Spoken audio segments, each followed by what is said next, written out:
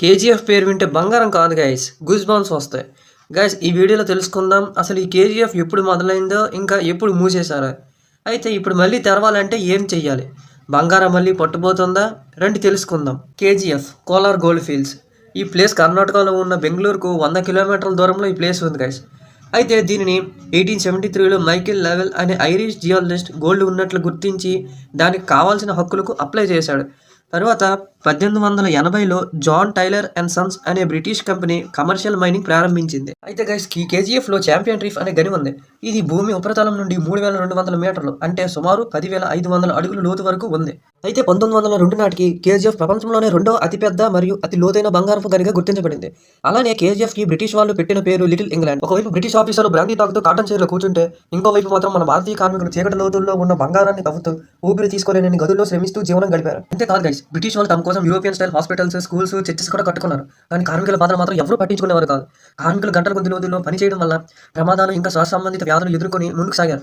బంగారం కోసం కార్మికులు వాళ్ళ ప్రాణాలు కూడా అర్పించారు గైస్. చివరకు బంగారం వాళ్ళ చేతుల్లోకి రాలేదు గైస్, కానీ బాధలు మాత్రం వాళ్ళ వెన్నులోకి వచ్చాయి. అయితే ఇండియాకు స్వాతంత్రమైన తర్వాత బ్రిటిష్ కంపెనీలు ఇండియాలో ఉన్న వ్యాపారాలను తక్కువ చేయడం ప్రారంభించాయి. అలా 1956లో భారత ప్రభుత్వం ఈ గనులను స్వాధీనం చేసుకున్నాయి.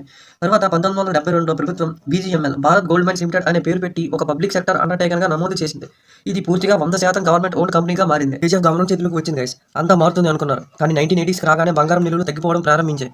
ఇంకా ఓవర్ గ్రేడ్ తక్కువ కావడం మొదలైంది. అయితే డీప్ లెవెల్ మైనింగ్ వల్ల ఖర్చులు పెరుగుతూ సాగాయి. బంగారం కోసం తవ్వడం వల్ల అది తగ్గిపోవడం చివరకు సంస్థ నష్టాల్లోకి జారింది. తర్వాత BIRF board of industrial and financial reconstruction దీనిని సిక్ యూనిట్గా ప్రకటించింది. అయితే దీనిని కేంద్ర ప్రభుత్వం బోర్డు నిర్వహిస్తుంది. దీని పని ఏంటంటే ఏదైనా కంపెనీ నష్టాల్లో ఉంటే దాన్ని రివైవ్ చేస్తుంది. కానీ గైస్ చివరికి కేజీఎఫ్ను 2001లో పూర్తిగా మూసేశారు. 1992 నుండి 2001 మధ్య BGMLను మళ్ళీ తిరిగి తీసుకురావడానికి చాలా ప్రయత్నాలు జరిగాయి. కానీ జీతాలు నిలిచిపోవడం వల్ల, ఇంకా మిషన్లు ఆగిపోవడం, ఇంకా ప్రొడక్టివిటీ మరింత తగ్గడం వల్ల 2001లో BGML ఆపరేషన్స్ అధికారంగా మూసివేశారు. కేజీఎఫ్ మైనింగ్ ఆగిపోయింది గైస్, కానీ తాత్కాలికంగా మాత్రం కాదు, పూర్తిగా మూసేశారు. అయితే ఇప్పుడు గైస్ కేజీఎఫ్లో 13 టైలింగ్ డ్యామ్స్ పై సర్ఫేస్ లెవెల్ రికవరీ మైనింగ్కు అనుమతి ఇవ్వబడింది. టైలింగ్ అంటే బంగారాన్ని తవ్విన తర్వాత మిగిలిపోయిన మట్టి ఇంకా రాళ్ళని ప్రాసెస్ చేసిన వేస్ట్ మెటీరియల్ టైలింగ్ అంటారు. అలా మొత్తం 13 టైలింగ్ డ్యామ్స్ ఉన్నాయి. ఇవి 1003 ఏకర్స్ స్ప్రెడ్ అయి ఉన్నాయి. అయితే గైస్ ఇప్పుడు కర్ణాటక గవర్నమెంట్ 2024లో BGMLకు టైలింగ్ రికవరీకి అనుమతి ఇచ్చింది. ఈ టైలింగ్లో 33 మిలియన్ టన్నుల మట్టి ఉంది. దానిలో ప్రతి టన్ను మట్టిలో 1 గ్రామ్ బంగారం లభించే అవకాశం ఉందని అంటున్నారు. దీనిని కర్ణాటక గవర్నమెంట్ ఇంకా BGML ఆధ్వర్యంలో మొదలు పెట్టడానికి సిద్ధంగా ఉన్నారు.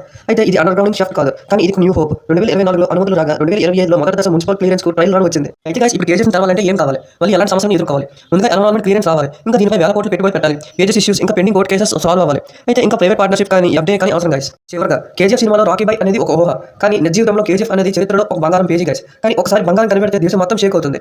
లాస్ట్ వరకు చూసినందుకు thank you so much guys. Like చేయండి, షేర్ చేయండి, సబ్స్క్రైబ్ చేసుకోవడం మాత్రం మర్చిపోవద్దు. Thank you for watching.